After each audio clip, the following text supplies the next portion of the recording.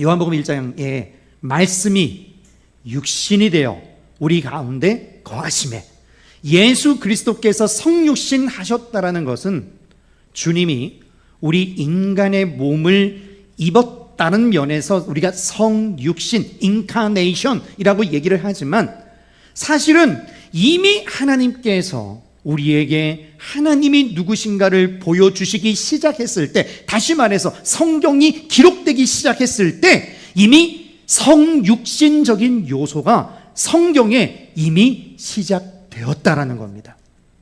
왜 제가 이것을 여러분에게 말씀드리느냐?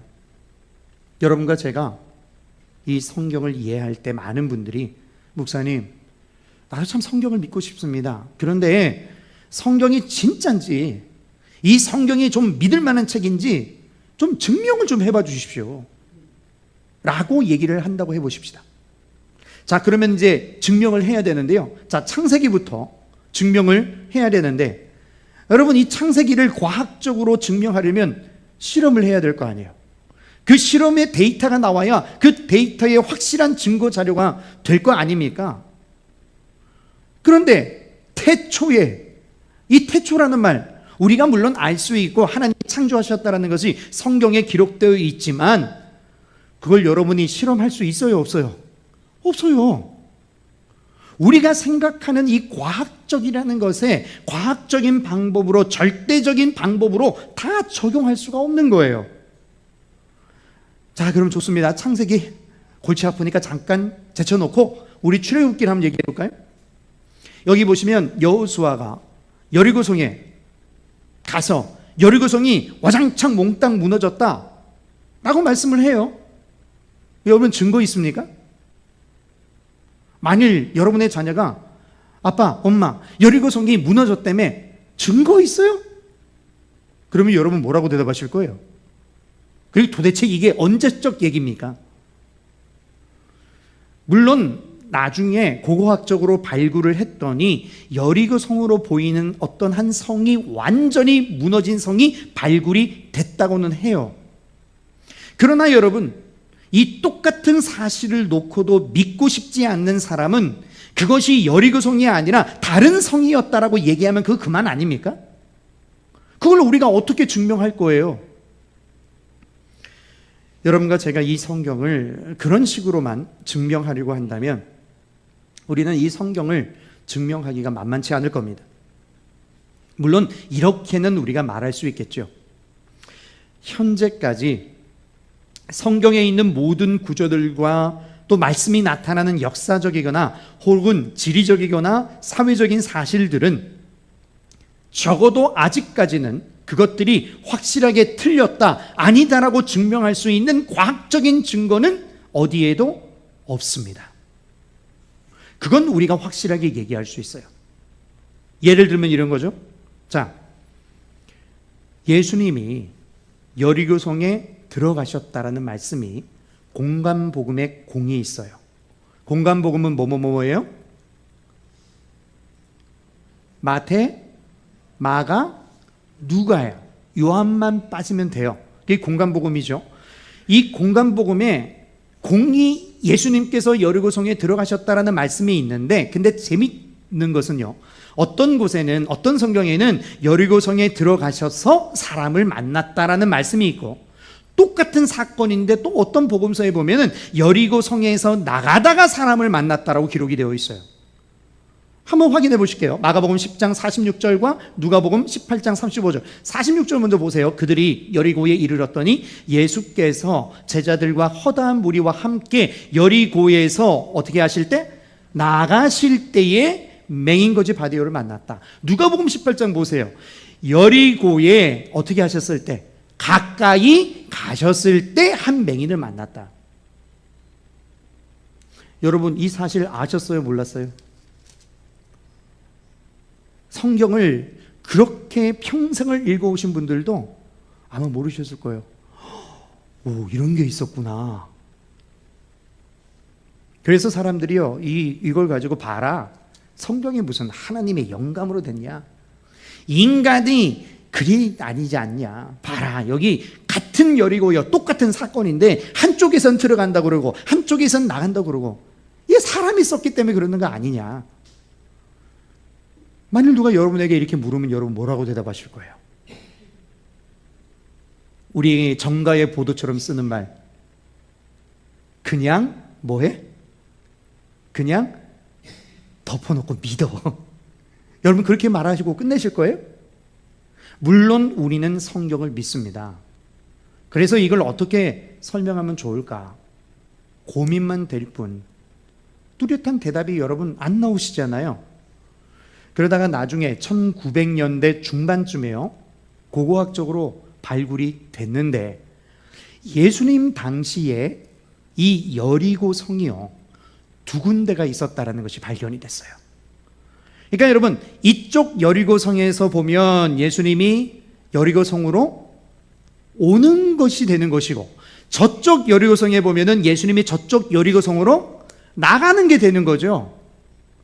이것처럼 과학적으로 고고학적으로 아직 확실하게 증명하기 어려워서 우리가 잘 알지 못하는 사실들이 성경에 너무 많이 있어요. 그러나 그것은 결국 시간이 지나면 거의 다 해결될 문제가 될 것입니다. 따라서 성경에 있는 많은 역사적이거나 지리적이거나 이런 사실들이 틀렸다라고 증명할 방법도 사실은 없어요. 그러니까 여러분 이렇게 말씀하세요. 야, 성경이 하나님의 말씀인 거 증거 내놔봐라. 그러면 우리는 어떻게 대답하면 된다고요? 야, 성경이 하나님의 말씀이 아니라는 증거 내봐라. 이러면 된다는 거예요. 똑같이 증거가 없기는 마찬가지니까. 근데 우리는 역사적으로 계속해서 지금 발견이 되고 있잖아요. 그러나 그럼에도 불구하고 우리가 어떤 부분들은 우리가 그렇다, 맞다, 확실하다 그렇게 얘기할 수 없는 부분도 성경 안에 분명히 있습니다. 그래서 우리가 성경을 읽을 때 어때요? 해석하기가 굉장히 까다롭고 어려운 본문이 있어요, 없어요? 있는 정도가 아니죠. 많죠. 제가 지금 드린 말씀은 세상적인 방법으로 증명하려고 하기 때문에 어렵다라는 거예요. 그러나 성경을 여러분이 보실 때 이 세상적인 방법으로 이 성경이 그 모든 것을 다 통과했기 때문에 우리가 믿는 게 아니지 않습니까? 여러분, 예수님이 부활하셨습니다. 믿으십니까? 이렇게 아멘이 시원찮아요.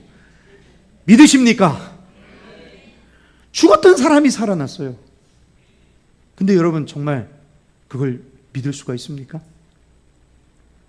그냥 우리끼리 교회고 성도니까 그냥 믿는 척 하는 거 말고, 여러분 잘 생각해 보세요. 이게 믿을 수 있는 이야기인가?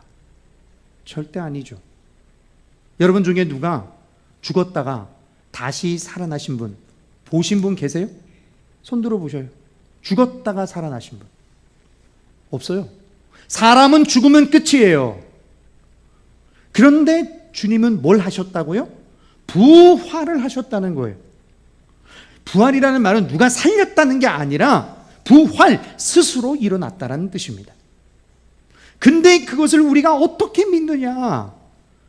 그것은 하나님이 누구시며 예수 그리스도가 누구신지를 알았기 때문에 우리는 믿는다라는 거예요.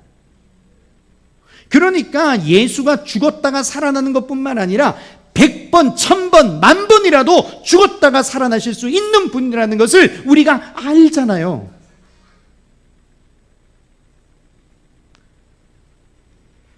그런 면에서 이제부터 여러분들이 생각해야 될 것은 그 말을 한 분이 누구냐에 따라서 이 말의 모든 내용이 결정된다라는 겁니다.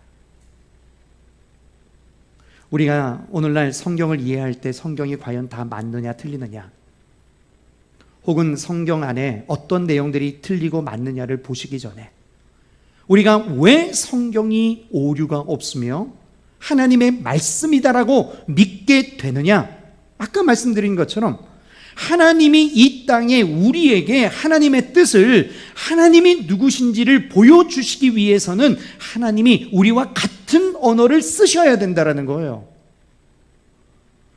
그러나 그 언어를 쓰시되 하나님의 그 거룩하신 신성, 하나님의 하나님 되심을 그 안에 같이 가지고 있어야 된다는 겁니다. 그냥 인간적인 언어로만 하시면 하나님이 누구신지를 인간이 충분히 바꿔버릴 수 있어요, 없어요? 있죠. 성경이 있어도 다 자기식으로 해석해버리는데요. 그렇지 않아요? 자, 그러면 이런 일이 어떻게 가능한가? 여러분, 예수 그리스도를 생각해 보시면 조금은 여러분이 이해가 쉬울지 모르겠습니다. 자, 예수님은 어떤 분이십니까? 죄가 있으신 없으신, 죄가 없으신 하나님이십니다. 그러나 인간의 몸을 그대로 입었어요. 그러니까 100% 인간이었고 100% 하나님이십니다. 성경이 가지고 있는 특질이 이것과 아주 유사해요. 자, 성경은 100% 하나님의 신적 영광을 가지고 있는 줄로 믿으시기 바랍니다. 그러나 동시에 100% 인간적인 언어를 쓰고 있다는 거예요. 그래서 성경은 사실 연구할 맛이 나는 거죠. 전부 만일 신적인 것으로만 채워져 있다면 우리가 이해할 수 있어요, 없어요? 없어요. 그러나 인간을 통하여 인간적인 언어를 사용했기 때문에 우리는 그 언어를 보면서 하나님이 누구신가를 우리가 그것을 통해 배우고 알게 되는 것입니다. 그렇다면 예수님이 죄가 없으신 것처럼 성경도 하나님의 신성을 가지고 있다라는 면에서 성경에는 뭐가 없다? 오류가 없다라는 겁니다. 마치 예수 그리스도가 죄가 없이 이 땅에 오신 것처럼 하나님의 말씀도 오류가 없이 우리에게 주어지게 되는 이유가 된다라는 거죠. 이 오류가 없어야 되는 이유는 물론 그것이 가지고 있는 신적인 성격 때문에 그렇습니다. 누구로부터 왔어요? 이 말씀이 하나님으로부터 왔어요. 여러분, 성경을 읽다가 보면은 참 성경이 어떻게 이런 것까지 기록을 하나? 그렇게 마음에 생각이 들 때가 있잖아요. 그 이유가 뭔지 아세요? 하나님이 오류 없이 사실과 하나님이 이 땅에 주신 모든 해석을 명확하게 전달하기 때문에 그런 것까지라도 기록을 하시는 거예요. 그래서 여러분과 저는 성경을 읽으면서 성경에 오류가 없는 이유는 이 성경의 진정한 저자이신 하나님 때문이구나, 이 사실을 알게 되는 것입니다. 여러분, 무한하시고 전지전능하신 하나님이 천지를 창조하셨다. 문제가 있어요? 있어요, 없어요? 아무 문제 없으시잖아요. 이 가운데 하나님이 어디 있냐 이렇게 생각하시는 분이라면 이건 말이 안 되겠죠. 그러나 무한한 하나님이 계시다면, 그것을 내가 믿는다면 천지를 창조하시는 게 뭐가 어렵겠습니까? 말씀으로 창조하시건 직접 만들어서 빚으시건 하나님이 하시겠다는데 누가 그걸 말리겠어요? 그러니까 하나님이 죽었다가 살아나셨다면 그것이 도대체 뭐가 문제가 되겠냐는 거죠. 하나님이 말씀의 주인이시기 때문에 그 하나님이 누구신가를 우리가 분명하고 명확하게 알게 된다면 우리는 이 성경과 그리고 이 여러 가지 말씀에 있어서 이것이 오류가 없구나라는 것을 알게 되는 것입니다. 오류가 없다는 말을 성경에 있는 것을 다 문자적으로 보라는 뜻이 아니에요. 분명히 성경 안에는 시적인 표현도 있고 문학이 있고 그리고 성경에는 비유가 있고 또 환상의 언어가 상징적인 언어들이 있어요. 그 상징적인 언어를 문자적으로 다 볼 필요는 없습니다. 그러나 그 전체가 하나님의 오류 없이 우리에게 그 하나님의 뜻을 완전하게 전달하기에는 조금도 부족함이 없다라는 거예요. 마치 예수님께서 이 땅에 인간의 몸을 입고 완전한 하나님으로 오실 수 있는 것처럼 하나님의 말씀이 완전한 형태로 우리에게 주어지는 것은 하나님의 편에서 보자면 당연한 일이 아니겠는가? 사랑하는 교회 여러분, 오늘 이 말씀 앞에서 여러분 스스로에게 이렇게 좀 물어봤으면 좋겠습니다. 여러분에게 이 말씀은 무엇입니까? 정말 이 말씀이 여러분의 생명과 목숨을 걸 만한, 여러분의 모든 것을 다해서 순종할 만한 진리라고 여러분 믿으십니까? 그렇다면 오늘 우리 이 시간 다 함께 결단하기를 원합니다. 주여, 주님의 말씀은 우리를 구원에 이르게 하는 지혜인 줄로 믿습니다. 그러므로 우리의 목숨과 뜻을 다해 그 말씀에 복종하겠습니다. 순종하겠습니다.